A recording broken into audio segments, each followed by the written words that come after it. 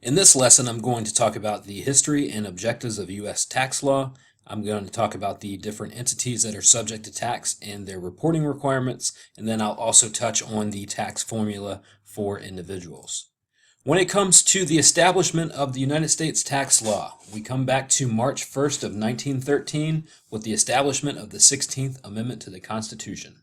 So this is the 16th Amendment. That is going to be the relevant amendment here. And that took place back in 1913. Two main goals that the tax laws seek to assist would be economic and social goals. Economic goals are going to be expansion of investment and productive capital, credits, etc., to stimulate business investments. Social goals are going to be things such as adoption credits, child and dependent care credits, the earned income credit, charitable contributions, and other various things that seek to direct the behaviors of individual taxpayers. When it comes to the reporting and taxable entities, the United States Tax Code has 5 basic tax reporting entities. So we're going to look at individuals. We're going to look at corporations, partnerships,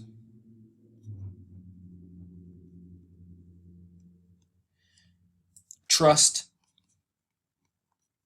and estates. Now, the focus of this book will dive into the first 3 in greater detail. The last 2 are outside of the scope of this book. They are complex, but for this chapter and for any testing or quizzes, you will simply just need to know these 5 entities. As far as an individual's taxes are concerned, this would be the most familiar taxable entity, which is the individual.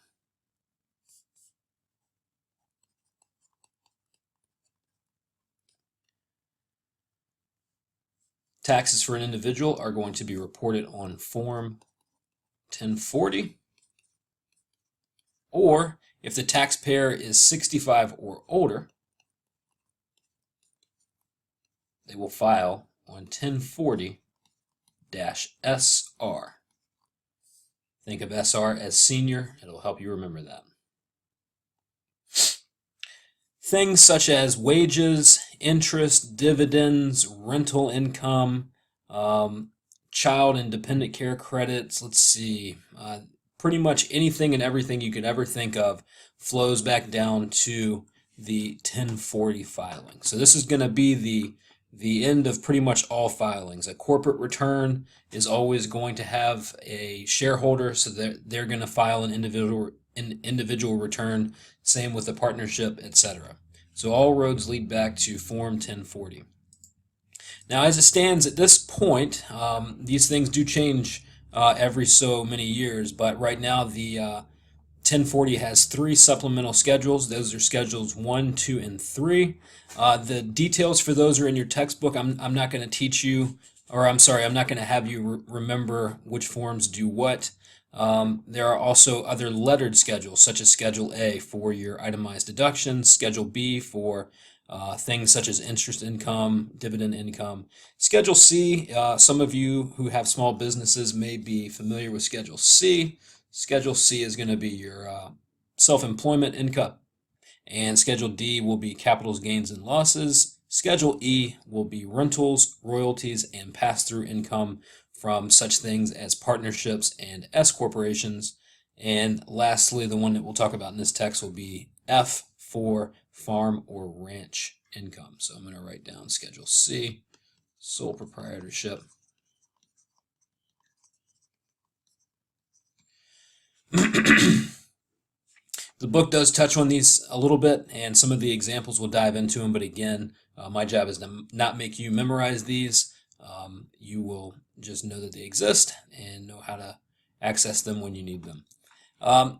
As for corporations, corporations, we're not going to get into great detail just yet. There's a section in the book for that.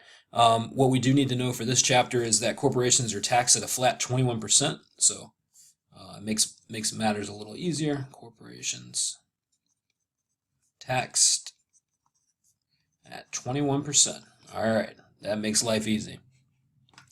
We get into S corps and things of that nature. Those are a little more complex, but we will touch on those towards the end of the semester. The partnership files what's called a Form 1065. It's a lot like a sole proprietorship in that the share of income and expenses flow through to the individual shareholders. We'll talk a little bit more about partnerships, but for this chapter, just know that this is filed on Form 1065, and it requires 2 or more people in an unincorporated business in order to form a partnership. And lastly, I want to talk about the tax formula for individuals. All right, so this is going to be the most important takeaway from this lesson here. The things that we want to look at here for the tax formula for individuals are as follows. Let me go ahead and scroll down here and get a blank page. All right, tax formula for individuals. Again, this is not something I need you to memorize, but I would ask that you study it to understand what's going on with it, what these different numbers mean, and we'll definitely work some detailed examples of this throughout the semester. All right, so first we start with gross income. We always start with gross income. Gross income is all income from any source, however derived. That's selling a car, that's your wages from work. That's your small business income, your rental income, your interest, your dividends, etc. Unless it is specifically stated that it is not income, it falls into the bucket of gross income. Any and all items fall into this bucket. Next, you get your deductions for adjusted gross income. So I'm just going to put minus for AGI. All right, we're going to talk about the difference between for and from AGI a little later. But for now, we now have our top number, which is AGI, adjusted gross income. From that, we take either the itemized deductions or standard deductions. We take the greater of these two. So we take the greater of itemized deductions or standard deduction. We'll talk a little bit more about what that means. If you have qualified business income deductions, that comes off here. We're gonna just call this QBID for now. Qualified business income deduction. All right, and then this equals our taxable income. So right here, this is what we take to the tax tables, and we form our taxable payments off of this number here. So what we do then is we multiply this by the tax rate. All right, so the book's going to give us tables and whatnot. You multiply by your tax rate, and then this gives us our gross income tax liability.